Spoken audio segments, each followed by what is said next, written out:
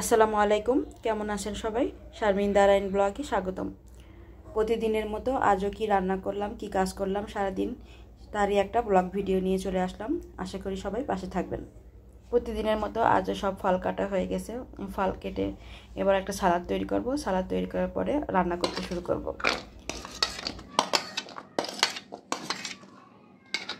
পেয়ারা দিলাম, আপেল দিলাম, খেজুর দিলাম,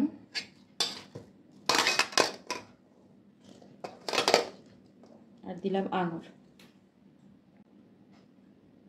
কাসুন্দি দিলাম 1 টেবিল চামচ,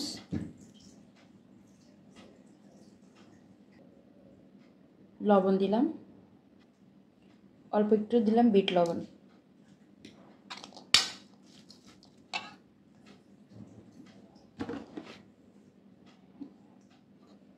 একটু চিনি দিলাম অল্প একটু, দিয়ে মেখে নেব।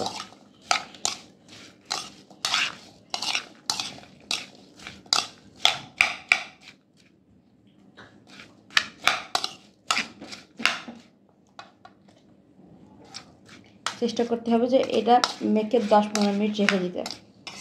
সব মশলাগুলো ভিতরে ঢুকে গেলে তখন খুব মজা লাগবে খেতে। মাখিয়ে রেখে দেব। দিয়ে দেবো সামান্য কাঁচামরিচ। পটল কেটে রাখছি। এই ডিম দিয়ে পটল রান্না করব। ডিমগুলো ছুলে নিই।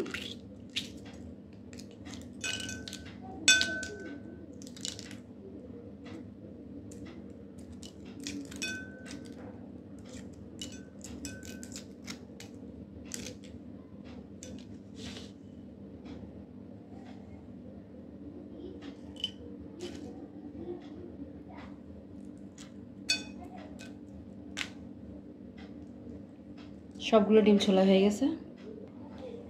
একটা ডিম আমি 4 টুকরা করে কেটে নিব।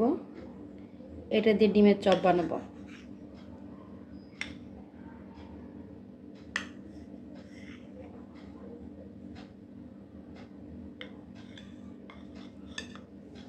ডিমটা কাটা হয়ে গেছে, এবার যাই চপ বানাতে।